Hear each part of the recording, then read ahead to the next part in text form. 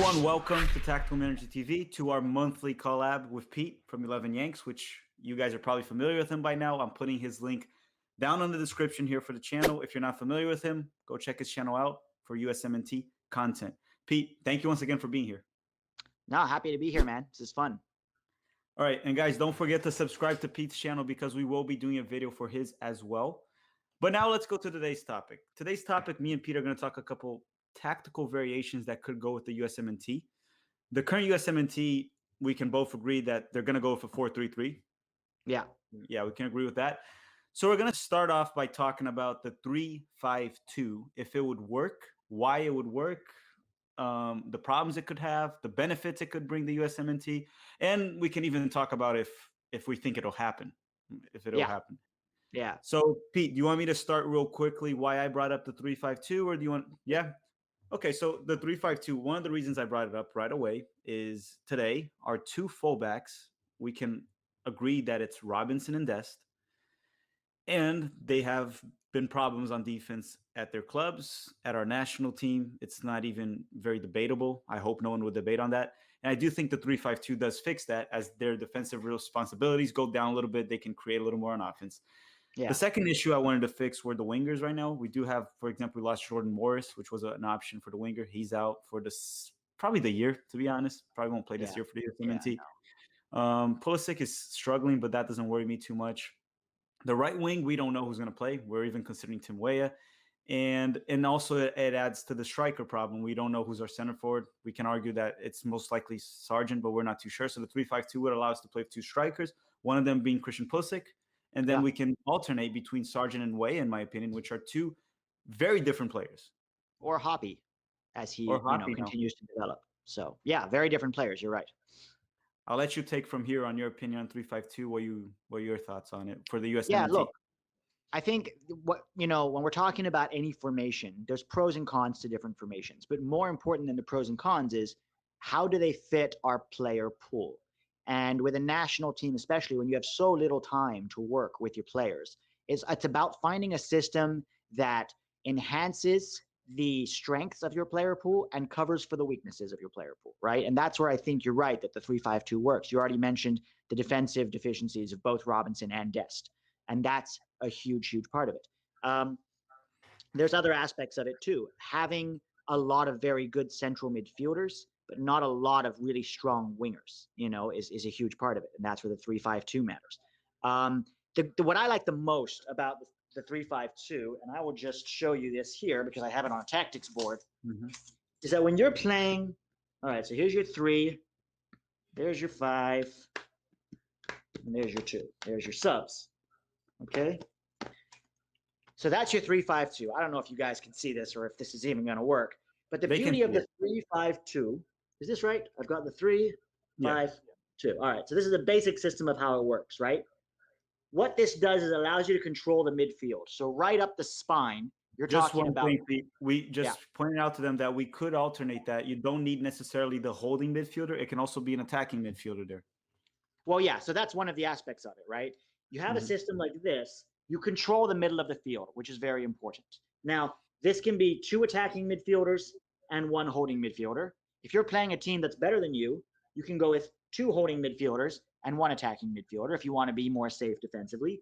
Now, these are not wingers. These are your fullbacks, and they play like wingbacks. So you would have Dest and you would have Robinson, right? And their job is to provide width and bomb up the field. Now, that is another good thing is you have 2 forwards up top, right? You have an extra man there, which from talking to you, Filippo, this one, Pulisic would play as a second forward behind Sargent, Hoppy, Weah, roaming around most likely. Yeah, roaming. So, but it's a free role. He's not playing like a false 9. He's not going to play with his back to goal. He's going to play so he can drift wide if he wants to receive the ball wherever he can find space. He can drift deep if he wants to. He can drift wide. It's really up to him, and it allows Pulisic to create and to assert his ability on the ball without shoehorning him into one position, in my opinion. I want to point out to anyone watching, one thing that Pete pointed out that's very important.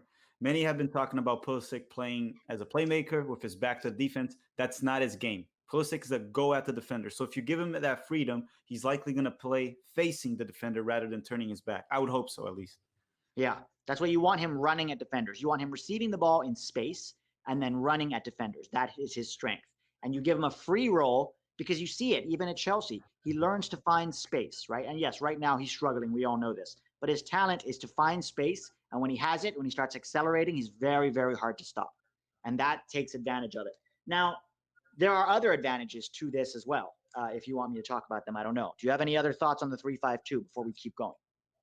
You could show it. I would want you to show eventually what I mentioned to you earlier today about how Pepe Guardiola used the 3-5-2 with Fernandinho back, which we could possibly put Tyler Adams as a central defender role. That would allow us to play Weston McKennie, Yunus Musa, and Giovanni Reina at the midfield.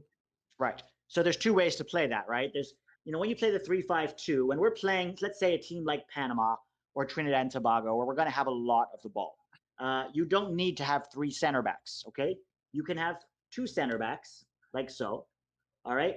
And then Tyler Adams drops into defense, okay, when we don't have the ball, all right? But then when we have the ball and the 2 are attacking, these are going forward, Tyler Adams becomes a holding midfielder once again. This is in possession.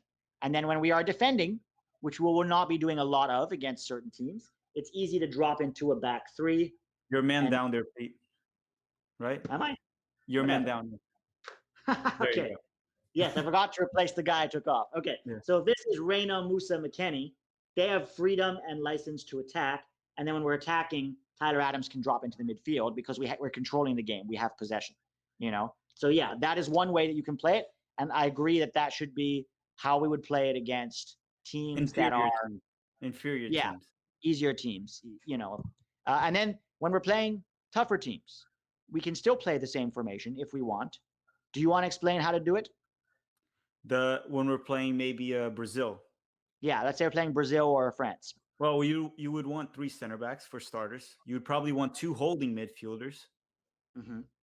So hypothetically, we would take off a guy like, let's say, Yunus Musa, and replace him with a guy like, say, Mark McKenzie. So now you're talking about McKenzie, Brooks, and Richards, say, which is a great 3-man back line. Yeah. And then you would have, say, McKennie and Adams in holding. And still have Robinson and Dest, but it becomes almost that's your midfield, 3-5-2. This is like the defensive shape of the 3-5-2. So it becomes like a 5-3-2. The back line of 5, 3 midfielders, and 2 forwards. Let me ask you one thing. If we go towards that, would you ever consider, if we're going to go very defensive against a Brazil, against France, would you consider benching Dest? Could be. The only thing with Dest is that is his alternative significantly better defending that it makes up for what you lose from Dest in the attack. Because I need to see Cannon defending better players to know. But yeah, that's the problem. We haven't seen Cannon, really. The only time I've ever seen Cannon against decent players was against Mexico in the Gold Cup. So, and he was decent, but that's Rodolfo Pizarro, not, Neymar. So that's a big difference. I do think that we're talking about like Dest is going to improve over time, right? He's not going to be a defensive. I don't even want to call him a defensive liability because it's not like he's terrible. He just, it's not his greatest strength. His greatest strength is going forward. Now, the beauty of this system too is if you want to play it like this with a low defensive block, you can, but you can also play it very attacking. So let's say you want to press the ball high. Let's say for some reason you feel like you want to press them as they build out of the back. First of all, you have 2 forwards. So that makes pressing in their box so much easier, okay? Then you've got your 3 midfielders right there covering the passes to their midfielders, and your fullbacks can push up to join the pressing machine. Now, one of the weaknesses of this, Filippo, is that when you are controlling the game and you lose possession of the ball, you're vulnerable here, right? You're vulnerable on the wings, in the little pockets. And this is where the defense has to be able to slide over to cover. So let's say you lose possession. Immediately, what the team is going to do is they're going to play balls into those channels. And this team, the back 3 has to be able to slide over while someone like Dest can recover and make it a back 4 again, right? Or if they play into this channel, Richard slides over, Brooks slides over, McKenzie slides over, and that allows Robinson then to go and recover. I've seen teams in Brazil when I would go to the stadium there that play that 3-5-2, and when that happens of losing possession, I'm going to try to show it here. They Yeah, played the defensive line diagonally right. because each player is covering each other. You see what I mean? So It's more like diagonal. Yes, it's a cover game, so they right, can't lob it. The guy will just pinch out. I've seen them right. do that quite a bit. I haven't Yeah, seen it. I haven't seen recently other teams, but I've seen in Brazil and it worked. The only problem with that is you kill the offside trap. yeah. So So Roger if a guy Sullivan, can make a run in here, let's say yeah, an opponent can make a run in here, and you can play him through, then you have yeah, problems. it's I think dangerous. But Pete, I wanted also to point out that's one of the flaws of the 3-5-2, and one of the problems we could face with 3-5-2s are very good against 4-4-2s a lot of the yeah, times. yeah, I've seen it be broken down a few times by teams that play with false nines or teams that even when they play with one center forward, it's already a problem because then you yeah, have three guys there stuck with one. It frees up the midfield for the other team. So I was mentioning to you earlier when Spain played with Cesc Fabregas, it was impossible for a 3-5-2 team to beat them because the yeah. midfield already holds the possession so much, and you have Fabregas coming in and out the whole time. So those would be the teams we wouldn't play. But I haven't seen many teams play with false nines lately. I mean, not a lot of them do. In America, you saw Gregg Berhalter trying to do it now. It sort of feels like he's a little Legend. late to the game. Um, I think the only reason really to play a false nine, if I'm being honest, is if you don't have good striking options. Like they played Fabregas there because Spain didn't have a really top striker at that time. David Villa was aging, and they didn't really have anybody to take his place. Mhm. I don't love the false nine idea. I don't mind a target man who comes back and holds up the ball, but not playing as a false nine. And you're right, it can be dangerous. The problem with a false nine is, they don't occupy your center backs, right? Like you said, and then your center backs don't always know if there's three of them. Do I step to this false nine? He's joining the midfield to create overloads. Do I step to him or not? And if I don't step to him, I have to track his late run because the ball is going to go wide and those wingers are going to get the ball into the box. And that's where your false nine makes a late run and they need to be tracking that. So it is tricky. A 3-5-2 needs to be drilled. And you can't just throw it out there and say, here we go, there's a 3-5-2. We saw Berhalter do this one time right before the Gold Cup in 2019 against Jamaica. And they didn't practice it at all. And they just threw it out onto the field and it was a disaster. Okay. Part of the problem was Roldan was pulling the strings in midfield. But that's It apart was from also that, the players he had around didn't help too. no, it didn't help. It wasn't, Well, the thing is, the thing that I see too that I was pointing, we forgot to mention one thing in the beginning. Another benefit from the 3-5-2 specifically right now is we would put Gio Reyna central, which is what we've been. I personally think it would be best for Gio Reyna to play central rather than a winger. Talked to a couple Dortmund fans, they agree. So when the 3-5-2, Reyna would not be a winger or a right wing back or anything. He would just be an attacking midfielder. So that does resolve it too. That's something we forgot to mention in the beginning. yeah, But along with that, the thing that I like about the 3-5-2 is we've agreed that the 4-3-3 will be the go-to formation, and that's probably the formation we're going to go to the competitive matches this year. And if they work, that's what we're going to see in the World Cup probably in yeah, 2022, probably. considering we make it. A 3-5-2 is quite different. That's why I think because if you change from a 4-3-3 to a 4-4-2, there's differences, but there's a lot of similarities too. 3-5, even though you're still playing with two strikers there, which is different from the 4-3-3. But it's a pretty good alternative. And I do think we do have the resources for it, considering the defenders we have right now. Chris Richards becoming relevant because he wasn't playing. That's another option. Mark McKenzie started playing for Genk now. John Brooks has been consistent this season, which impressed me actually. Yeah, It's actually a yeah, surprise to me. And then you do have other options, such as Matt Miazga is there still as an option. Long is an option. Kick Peary, who knows? Maybe he'll join us, a lefty. yeah, So I think the 3-5-2 is doable now with the resources we have. Like you said, the depth chart, it works for what we have yeah. right now. Also, okay, the other advantage of playing with a 3-5-2, especially when you have Brooks, Richards, and McKenzie, who are all very good with their feet, it allows Mhm. you to create that 4v2 overload when you're building out of the back without needing Tyler Adams to drop very deep, right? So now, Mhm. if you imagine Zach Steffen, Brooks, and then Richards and Miazga, that's a nice little diamond. And so you Mhm. can build from the back out of that diamond, and it allows Tyler Adams to stay higher up the field, and it allows Robinson and Dest to stay higher up the field. So then what happens is if they press you, Okay. First of all, they're going to have to press you in large numbers to win the ball because you have a four-man, build, like a four-man overload. Mhm. If they press you, where are your players now? Tyler Adams, Anthony Robinson, Serginho Dest are higher up the field, joining McKennie, Reyna, Sargent, Pulisic. And so it's very dangerous for them to press you. And if they don't press you, then it's easy to build from the back because you have that numerical advantage. And McKenzie, Richards, Brooks, all very good with their feet. And Okay. Stefan is improving a lot. Zach And Stefan. Stefan has improved dramatically. Yes. Still has the hiccup every now and then. But Mhm. again, making a mistake against Manchester United or, a Champions League team doesn't mean you're going to make that same mistake against Trinidad and Tobago, right? And that's the truth. We're going to be playing and qualifying for 2 more years. So Stefan will have plenty of time to work on his game And you against know what's very funny? 'Cause inferior a lot of opponents. a lot of the sometimes the fans, they say we need to prepare to beat the big boys, beat Portugal, France, but they forget one thing: we need to qualify to World Cup. Yeah. So we need to beat these teams. We do need to prepare to beat Pan. We didn't qualify the last one, No, so we don't have to prepare the big ones. We have to not qualify. yet. And I do think one team exclusively that we do have to prepare differently in the CONCACAF is Mexico.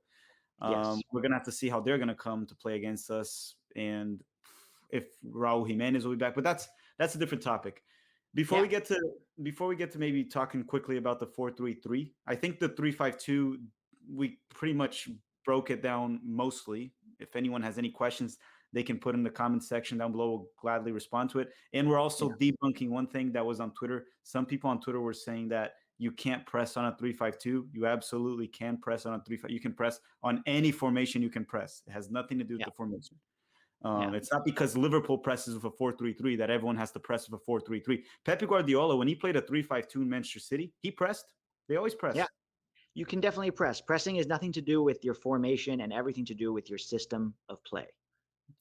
So, is there any formation that you would want to see, or do you want to talk about the 4-3-3 quickly too?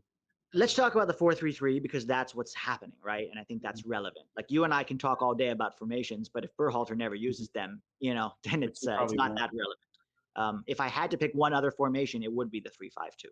I have ideas about the 3-4-3, about a 4-3-1-2, but they're a little more complex and less likely, I think, to be used. So let's get into the 4-3-3. I think that's good. Okay, so the 4-3-3, the current one, the way I describe it is Berhalter's trying to copy Liverpool's success.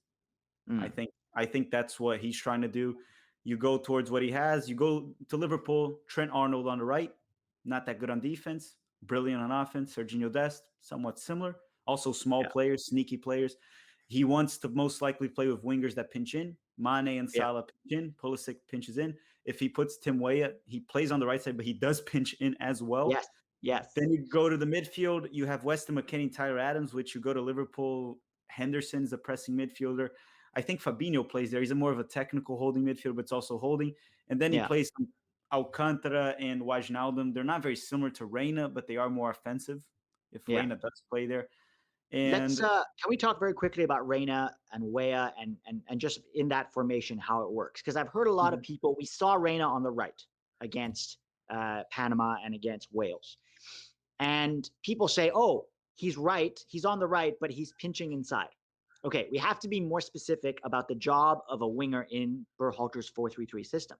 The mhm. width is supposed to come from the fullbacks, right? They bomb Yes. up the field and provide width, and it's true those guys, Reina and Pulisic, are supposed to pinch inside, but it's not Reina's role, okay? Because they're not just pinching inside. What happens is when your nine comes very deep to play hold up, your wingers have to be making those hard runs in behind, okay? And that is not Reina's strength. Reina is a creator. You see him at Dortmund. His best moments come from him playing through balls to Haaland, playing balls between the lines.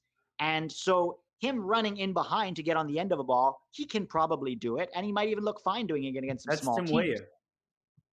That's Tim Weah. That's what Tim Weah literally does for Lille. Whether he's playing in the middle or he's playing right, he doesn't come back and get too involved in the game, if you notice. He spends a lot of time making those just on the shoulder of the last defender, making those runs in behind. So, in my opinion, even if Musa commits to us, he's not a lock-in starter for us yet. He Mhm. could be Weston McKennie's backup. I think that's where Musa will end That up. got Now me the guy's some eight. hate. I Sorry. said that. I said that what you just said right there. I said it on Twitter, and it got me a lot of hate. Yeah, I mean, look, the truth is talented players, they can adapt. Okay. If we're playing Panama, a lot of these guys can play in multiple positions. Weah could play the 10 against Panama. Reyna could play up top.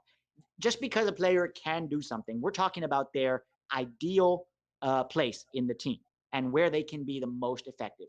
Reyna is a talented guy. He can play the left, the right, up top. He can play the 10, and he will be various levels of effective at each of those positions. I think his best position, though, is that 10, and it's not even really a 10 with Berhalter. It's an attacking 8, right? Mm-hmm. So that's where I want Reyna, and I Kevin De want Bruyne. Kevin De Bruyne's role. right. Right. It's very box to box, but it's creative and also defensive, and he can press. People say, "Oh, Gio Reyna can't press." Yes, he can press. He can absolutely press. Um, and then I just think you have more balance in the team that way. And then you have Musa. If one of those three guys is injured, Reyna, McKennie, not so much Adams, because I don't think of Musa as a 6. But Mm-hmm. Musa can be the backup for either Reyna or for McKennie. And so can Brendan Aronson. And the thing with Yunus Musa that I was telling everyone is, yeah, he's absolutely talented, but we need to slow down. The guy's benched at Valencia right now. It's a mid-table team in La Liga, and trust me, La Liga is not as good as it once was. And he's just 18, so that's perfectly fine. He's talented, but he's not a lock-in starter for the U.S. men's national team. He's No. not Christian Pulisic or Weston McKennie right now, or even Tyler Adams. He's not a lock-in starter. No. We We started him in both of those games because we're in seduction mode, right? We're trying to get him to come play for us. we started dating him, so we're being all Yes, nice. That's what's we're on our best happening. behavior. Yeah, we're in our best behavior right now of Yunus Musa. But it's also because if I'm not mistaken, was Tim Way in that camp? He was in that camp, yes. He But he was. was still very much getting very few minutes for Leo. They were still bringing him back very slowly coming off his injury. Mm-hmm. So he wasn't really getting a lot of minutes. And I think we saw in the Wales game that Reyna on the right, and I think it was De La Fuente on the left, it didn't really work, right? We never penetrated that back line. Part of the problem was we had Sebastian Lletget playing as a 9, which was a huge issue. Oh my God. And I criticized that heavily after the game. But Reyna kept pinching inside to get on the ball. That's what he wants to do. That's what he's good at. That's what he's done his whole life. He's not a make a hard run in behind to finish guy. It's not his strength, And the thing that worries me right now about the 4-3-3 specifically, one of them was, I know Jordan Morris is not the best player in the world. Well, far from that. He's not even one of the best players in the US, but he was pretty much certain to get called up. He would play a role in this USMNT. So we lost an option right there. Yeah. I'm not very optimistic of Reyna playing the wing. So I do think our wing options are limited. Yeah. So if you take, him off, let's say Pulisic is injured, because Pulisic's that starter at the left wing. I don't care how bad he's doing for Chelsea. He starts at that left wing, right? Yeah. If he's injured or not there for some reason, who would you play on the left wing in a 4-3-3? That's a good question. I can't say Conrad De La Fuente right now because he's not playing. I don't know. I don't know, and he didn't do well that camp. I'm not discarding him by any means. Yeah, he's but still very growing. young. I don't want to bring anyone from the MLS. Are you sure Jonathan Lewis is not the next Christian Pulisic? I'm 100% sure. 100. Could What about Uli Yanez? He's not playing. He's not playing, but every time he plays for the US, the kid is a baller, right? He's played 3 times for the US, and every single time he has looked really, really good. He's going through a rough time right now. It just, would you put him in? What worries me, Pete, is if it's a friendly match, I would say Pulanes or even Conrad De La Fuente. It just worries me to bring in a guy that's not playing for a competitive match against Mexico or something like that. I'm not watching. Sure. He's not playing. Sure. So it kind of worries me in that sense. And yeah, we're going to have to see Uli at the Olympic qualifiers this next month, because that's going to be very telling. I think that Uli has a very high ceiling. I just think that he doesn't have that same explosive athleticism that some guys in Europe have. And I think in Europe that hurts him. But as far as technique, I think Uli is amazing, amazing technical player and very intelligent. Against Mexico, we'd have to wait and see. But I wouldn't have a problem starting Uli against anybody else in CONCACAF except Mexico. So that's what worries me the most about the 4-3-3, because then you need backup wingers. Christian Pulisic, unfortunately, has been injured quite often lately. Yeah. And then you take him out. Tim Weah, all right. Tim Weah can be a lock-in starter, maybe, but also we do need to see more from him. So we don't have that many winger options. When you go to the 3-5-2, for putting the two strikers, we do have Christian Pulisic, we do have Hoppy, we do have Sargent, Tim Weah. So right there, we already have four. So we have two starters and two backups. That's what worries me right now for 4-3-3 is we lost one of our wingers and Yeah. some of them aren't playing. Like Uli's Well, not playing. so if I was in a 4-3-3 without Pulisic, I would probably put Gio on the left. I don't think it's his best position, but it's more natural than playing on the right because he'll come inside onto his right foot, and he can create that way. So I would probably put Gio on the left, Weah on the right, and that's when I would have Musa and McKennie in midfield together as like a pressing duo. That's probably what I would do with And Sargent. then you don't have a bench player, maybe. You wouldn't have a Yeah. reliable bench player. No, you have Uli off the bench, maybe Conrad, maybe Hoppy, not Chris Mueller, who No, you're an no. Orlando guy. Talk to me about Chris Mueller because some people seem to think that he is the next big thing. And I think he's similar. I think he's better than Jonathan Lewis, but I just think he's limited. He's older. He's old. Well, yeah, a little bit older. He's a year older, but he's not.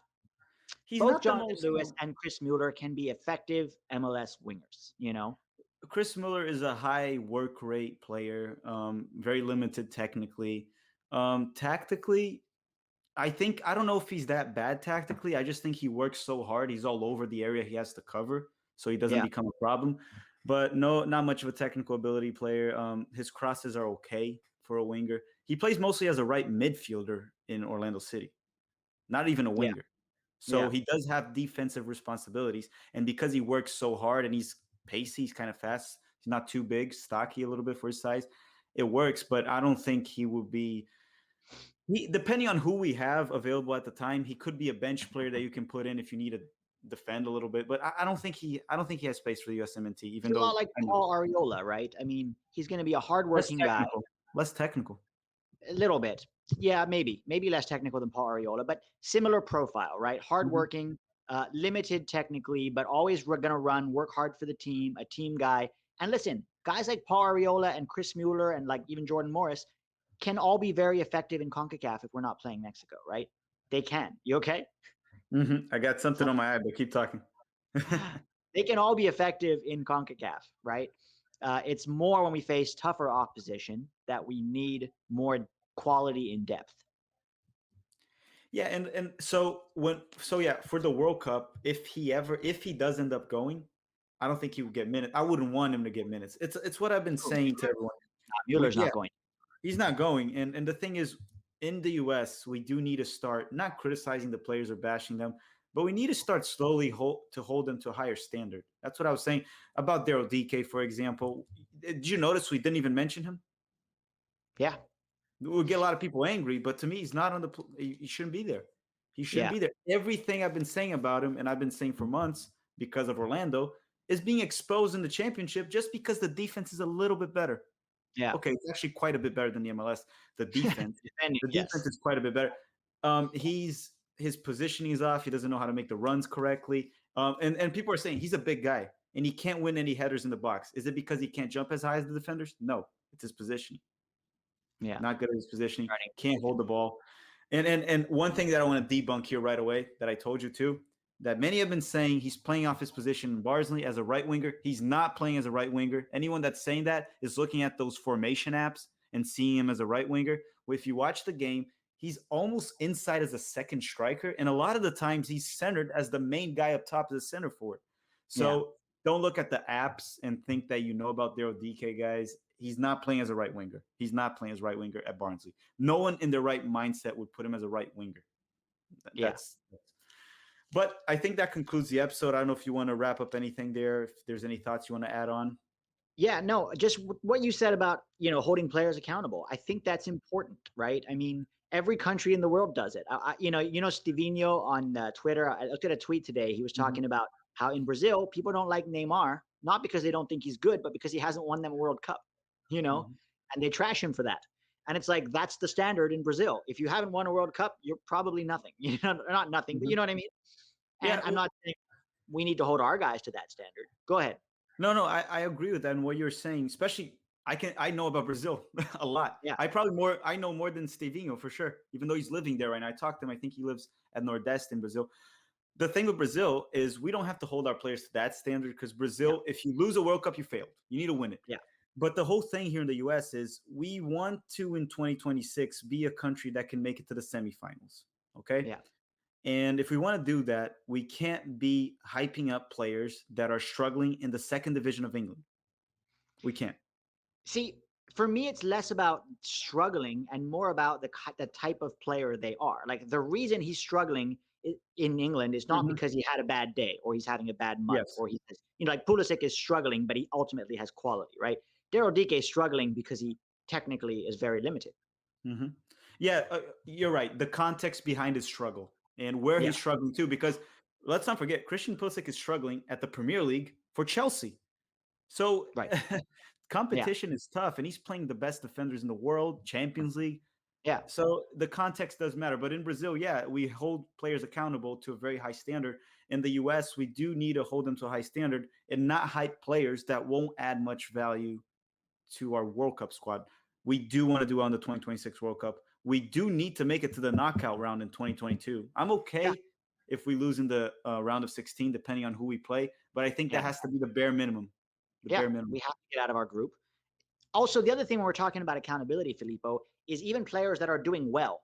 Like I love Josh Sargent. I think Josh Sargent's a great player, but I can point out, and we should all be able to do this, aspects of his game that he needs to improve in if he's going to be an elite player, right? It's okay to be like, I love this guy, but this, and he does these things really well, and these one or two things he needs to improve on to make him better. That's accountability. Sometimes in US soccer, we feel like, oh, a great player that we have, if we talk about something they need to improve in, we're hating on him or we're bashing him. We're not, we're just Mhm. talking about areas of his game that he needs to improve. And that's part of accountability too.